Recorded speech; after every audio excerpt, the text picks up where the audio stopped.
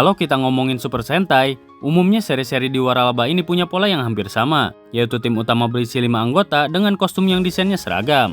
Lalu biasanya muncul satu ranger tambahan di pertengahan cerita, sebagai anggota ke-6. Pola kayak gini tuh udah jadi ciri khas Sentai dari dulu sampai sekarang. Tapi ternyata, nggak semua season ngikutin formula klasik itu. Ada beberapa seri yang justru tampil beda banget dan punya pendekatan yang bisa dibilang di luar pakem.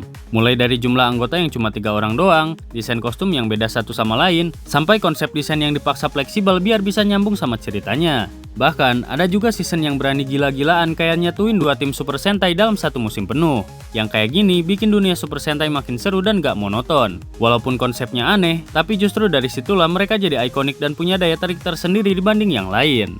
Nah, jadi di video kali ini kami akan membahas 7 season Super Sentai yang memiliki format teraneh. Mau tahu season Super Sentai apa aja? Gak usah lama-lama, kita langsung ke videonya.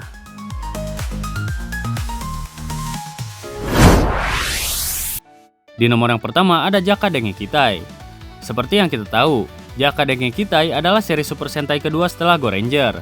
Yang menarik, seri ini jadi satu-satunya seri Super Sentai klasik yang awalnya hanya terdiri dari 4 anggota aja. Nggak seperti seri-seri lainnya yang biasanya langsung mulai dari 5 anggota inti. Tapi seiring berjalannya cerita, tim Jaka akhirnya kedatangan satu anggota tambahan yang cukup ikonik, yaitu Big One.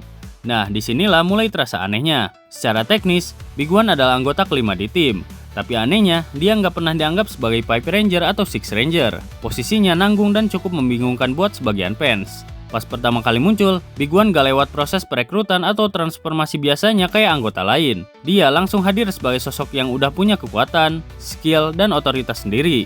Bahkan dia datang bukan sebagai bagian dari rencana awal pembentukan tim Jaka, tapi lebih sebagai figur pemimpin sekaligus penambahan kekuatan tim. Dari segi desain, kostum Big One juga beda banget dari anggota lainnya. Kalau Ranger ke-6 biasanya muncul di pertengahan seri dengan gaya khas dan jadi highlight tersendiri. Big One justru terasa lebih seperti pahlawan tambahan yang langsung jadi pusat perhatian sejak kemunculannya. Jadi, meskipun secara teknis dia adalah anggota tambahan, status Big One agak abu-abu. Gak bisa dibilang Six Ranger, tapi juga bukan anggota inti biasa. Dan justru karena posisi unik inilah, Big One sering dianggap sebagai salah satu karakter paling ikonik sekaligus paling membingungkan dalam sejarah Super Sentai.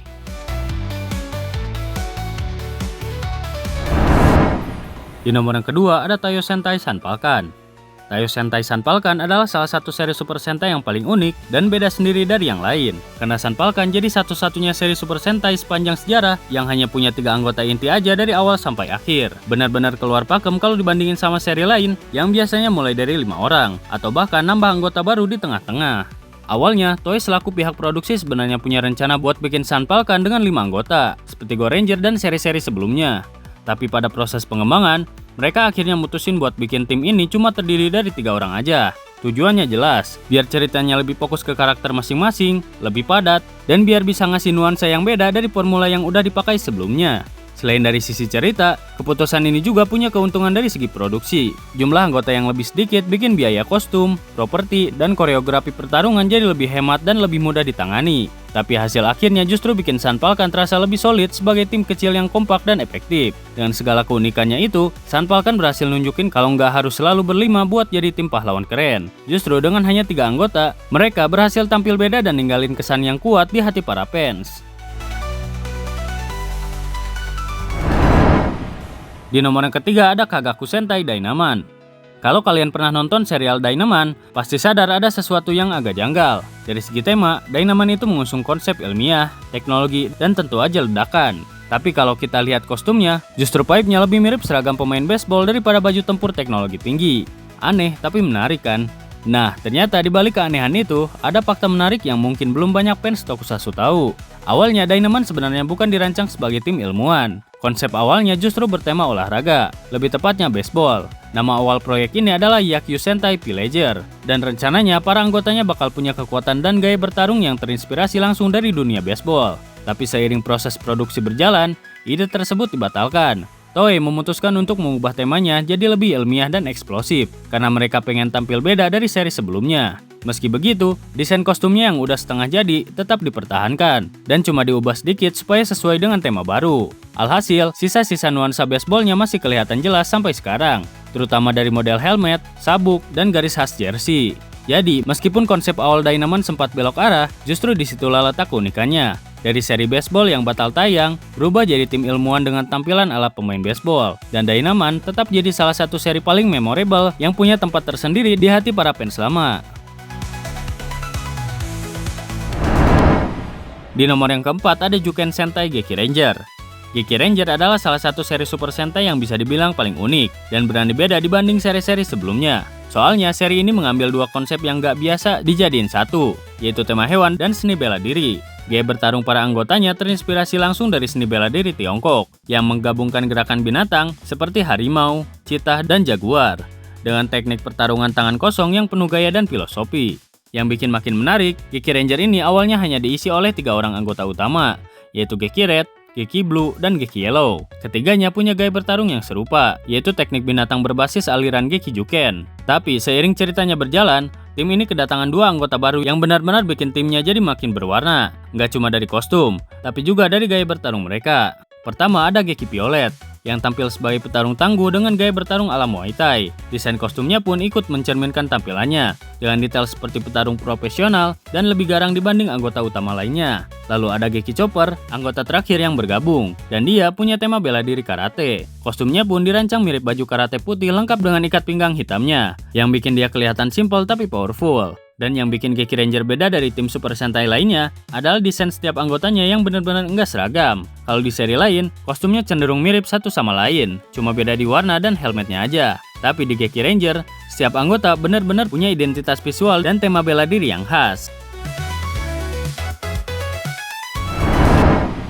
Di nomor yang kelima ada Lupin Ranger versus Pat Ranger. Seperti yang udah banyak fans tahu, Kaito Sentai Lupin Ranger versus Kesatsu Sentai Pat Ranger adalah salah satu seri Super Sentai paling unik yang pernah dibuat. Karena ini adalah pertama kalinya dalam sejarah Super Sentai, ada 2 tim utama yang tampil secara bersamaan dalam satu musim penuh. 2 tim tersebut adalah Lupin Ranger, yang punya tema pencuri bergaya flamboyan, dan Pat Ranger yang mewakili pihak kepolisian yang bertugas menangkap para penjahat. Jadi secara konsep, keduanya udah langsung bertolak belakang sejak awal. Menariknya, ide ini kemungkinan besar muncul karena Toei udah pernah ngebuat seri dengan tema yang serupa sebelumnya. Misalnya tema pencuri udah pernah dibawa oleh Kaizoku Sentai Gokaiger yang mengusung tema bajak laut luar angkasa. Sementara tema polisi udah pernah diangkat lewat Tokusou Sentai Deka Ranger. Jadi, di seri ini Toei memutuskan untuk membenturkan 2 konsep yang berbeda tersebut dan menyatukannya dalam satu cerita yang lebih intens dan dinamis. Dan hasilnya, jadi kayak pertarungan klasik antara polisi dan pencuri, tapi dalam format Super Sentai. Yang paling menarik adalah di setiap tim, awalnya hanya terdiri dari 3 anggota inti. Di Lupin Ranger punya Lupin Red, Lupin Yellow, dan Lupin Blue. Sedangkan Pat Ranger punya Patren Ichigo, Patren Nigo, dan Patren Sango. Tapi yang bikin makin menarik adalah kehadiran satu Six Ranger yaitu Lupin X atau Patren X. Nah, ini juga nggak kalah unik, karena dia bisa berubah ke 2 mode Sentai secara bergantian. Dan desain kostumnya pun dibuat 2 sisi dan bisa diubah ke mode yang berbeda, tergantung dia mau bantu tim Pat Ranger atau Lupin Ranger. Di nomor yang ke-6 ada Kikai Sentai Zenkaiser. Zenkaiser bisa dibilang sebagai salah satu seri Super Sentai paling nyeleneh, sekaligus paling berani keluar jalur dari formula biasanya. Seri ini dibuat untuk merayakan ulang tahun ke-45 Super Sentai. Jadi udah pasti ada banyak referensi dan penghormatan terhadap seri-seri sebelumnya. Tapi yang bikin Zenkaiser benar-benar beda adalah format timnya yang super unik. Kalau biasanya satu tim Super Sentai terdiri dari 5 manusia dengan kostum warna-warni dan desain seragam, Zenkaiser malah tampil dengan komposisi yang nggak biasa. Cuma ada satu manusia yang berubah jadi Sentai beneran, yaitu Zenkaiser. Sementara 4 anggota lainnya adalah Kikainoid, alias robot berkepribadian yang bisa bicara dan punya bentuk humanoid. Jadi bisa dibilang ini satu-satunya seri Super Sentai yang anggota tim utamanya didominasi oleh robot. Menariknya lagi, nama-nama mereka juga diambil dari potongan kata atau pengucapan khas dari judul Sentai yang mereka wakili. Misalnya Juran dari Zyuranger, Majin dari Maji Ranger, Gaon dari Gao Ranger, dan seterusnya. Ini makin nekenin kalau mereka bukan sekedar robot random, tapi benar-benar homage yang hidup dari sejarah panjang Super Sentai. Di nomor yang ke-7 ada Apataro Sentai Don Brothers.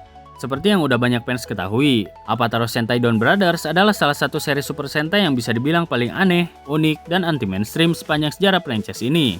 Banyak yang bilang Don Brothers punya vibe yang mirip sama Zenkaiser, tapi sebenarnya keduanya nggak punya hubungan langsung.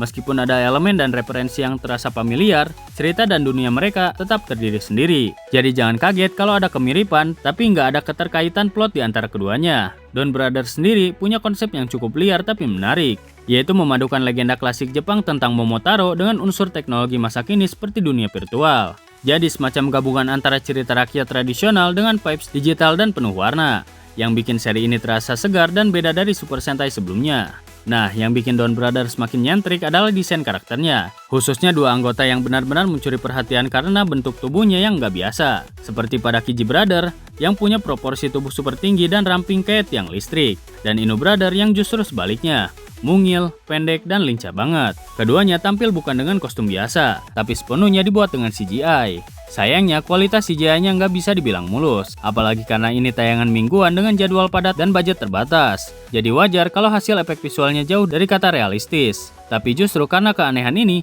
banyak fans yang ngerasa Don Brothers punya pesona sendiri, nggak takut tampil beda, bahkan kalau itu berarti keluar dari pakem Sentai yang selama ini kita kenal.